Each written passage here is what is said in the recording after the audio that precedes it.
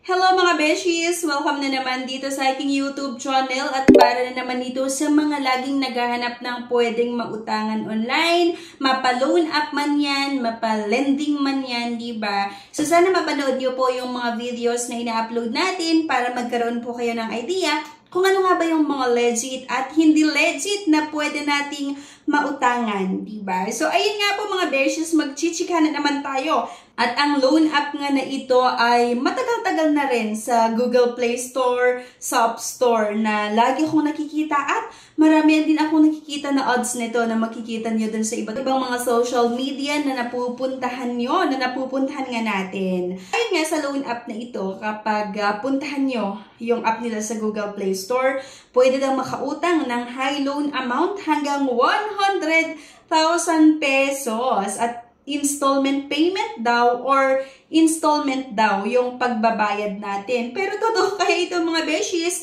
At yun nga po, sana mapanood nyo yung buong video natin para di ba magkaroon kayo ng idea kung ano nga ba yung mga legit at hindi legit nga na mautangan online. Pero bago ang lahat mga beshies, kung ngayon ka nga lang nanood sa aking mga videos, abay, nagbibigay po ako or nagpapag-giveaways ako ng cellphone every month.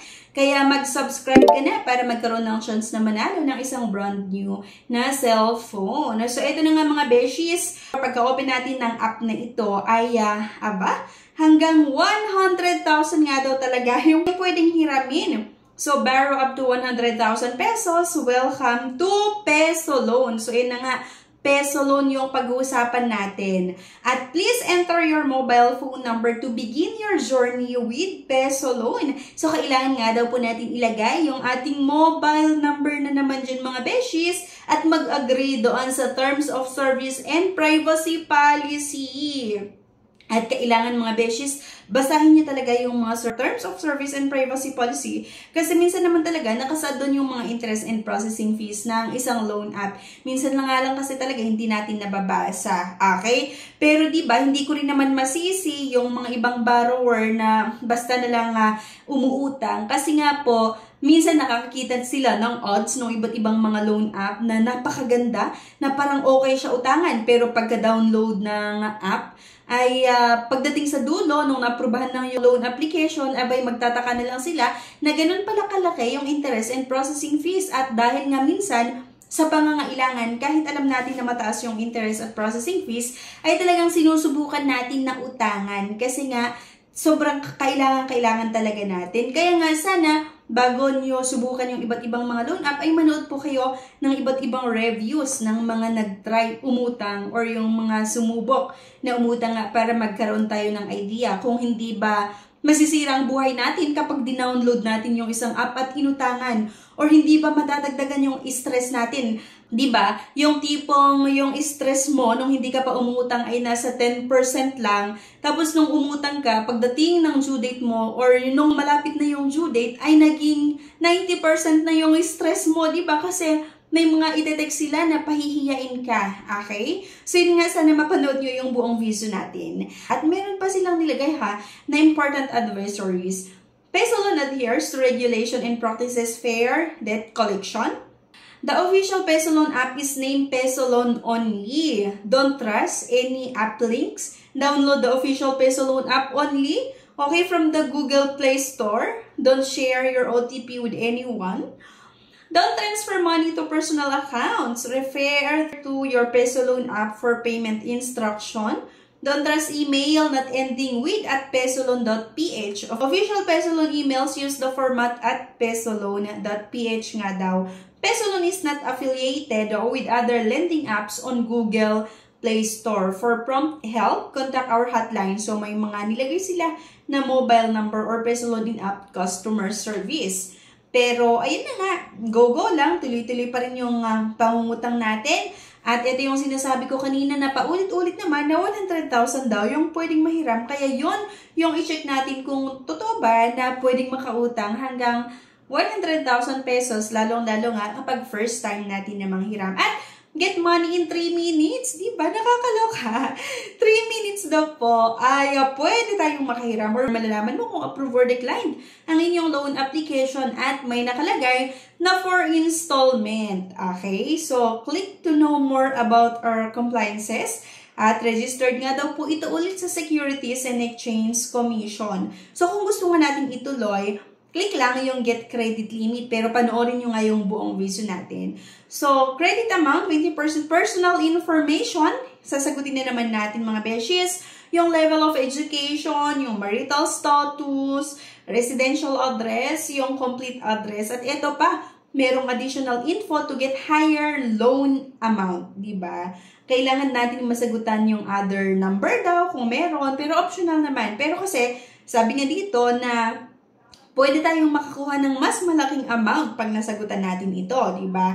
So, email address, kailangan nating ilagay din dyan. We guarantee that all the information you submit will be encrypted, kept confidential, and only used for the credit assessment of your loan application. So, submit lang natin mga beshies at ito na, kailangan nating maglagay ng emergency contact and second emergency contact, syempre third emergency contact, at merong part na naman na kailangan nating mag-upload ng isang valid government ID. Kailangan malagay nga or makapag-upload tayo ng isang valid government ID. Dapat nakalagay nga yung first name, middle name, at yung last name. And then yung date of birth, gender, male or female. Submit nga lang natin. Pero ito nga mga beses yung mga ID na tinatanggap. Pwede yung UNID, yung SSS, driver's license, PRC ID, yung passport pag-ibig, at yung GSIS, pati yung national ID or PhilSys ID ay tinatanggap nga daw po nila. So, borrow from Peso Loan, unlock your finance freedom hanggang 100,000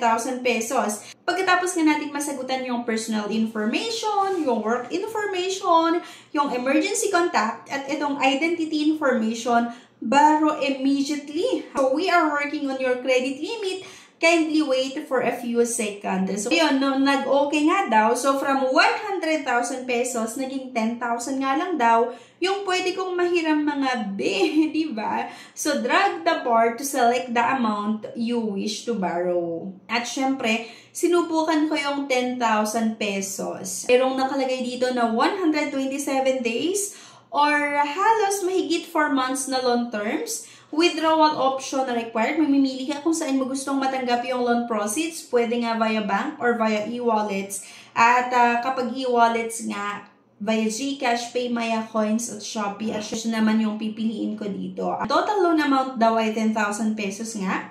Total installment ay 2 period. 127 days or halos nasa 4 months nga and disbursed amount ay 10,000 pesos. Repayment plan. So, 2 period nga mga beshies.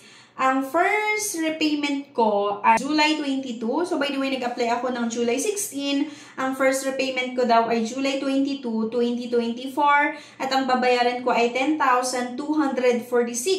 Ang next repayment ko ay sa November 19, 2024. At ang babayaran ko lang sa November 19, 2024 ay 163 pesos. Nag-iiwan sila or naglalagay sila ng certain amount na mababa para lang masabi na mahaba yung loan terms, or doon sa second period, naglalagay sila ng certain amount pero mababa lang, di ba? Para masabi lang na mahaba yung loan terms. Pero kung mapapansin niyo po mga beshies, sa July 22, 2024 ay halos bayad na po tayo kasi di ba 10,000 yung utangin natin at ang first repayment nga ay 10,246 pesos, di ba? So, kung makita nyo dito, interest 1 daw, or yung first interest ay 346 lang, 0.50, at interest 2 ay 63.50. So, unpaid amount ay 10,410, diba? Makita nyo kasi pending pa rin yung loan application ko. Kaya lang mga beshies, ilang minutes na rin yung nakalipas, or pending pa rin yung loan application ko. Kaya babalikan ko kayo regarding dito. Maaring panibagong video or ilalagay ko sa comment section kung ano yung nagiging status ng aking loan application. Pero kasi di ba mga beshies, pagdating sa loan terms ay hindi siya maganda. Kasi nga, di ba, ang sabi 127 days yung loan terms or halos nasa mahigit 4 months nga. Kaya lang, within 7 days, kailangan nating bayaran yung halos buo ng inutang natin or kasama yung interest, di ba? Kaya hindi natin masasabi, hindi ko masasabi na inabot ito ng 4 months. Kasi within 7 days, kailangan nating bayaran nga yung buong inutang kasama yung interest. And hindi pa kasi na-approvean yung loan application ko, kaya kung meron kayong experience nga, dito sa peso loan na kung saan approve na yung loan application nyo, then nilagay nila yung tamang interest talaga or kung merong handling fee or mga processing fees, sana po i-comment nyo yan para magkaroon din ng idea yung mga iba na nagbabalak palang subukan na umutang sa ganitong klaseng pautangan online. Sa case ko mga beshes, hindi ko pa rin nire-recommend yung loan app na ito. So actually, nag-antay din kasi talaga ako and pending pa rin yung loan application ko. At ayun na nga po, ilalagay ko kung may feedback nga ng aking loan application dito, ilalagay ko sa comment section. Okay? Pero at least diba nagkaroon kayo ng idea kung ano yung possible na ma-experience nyo na pagdating sa loan terms ay napaka-short term lang talaga. At ayun, magbabasa ako ng mga comment para diba makita ko din kung ano nga ba talaga yung mga na-experience ng mga iba na sumubok dito. So anyway guys, thank you for watching and please don't forget to click the subscribe button and i-like nyo din yung video at huwag niyong kalimutan na i-share. Thank you at see you on my next vlog. Bye-bye!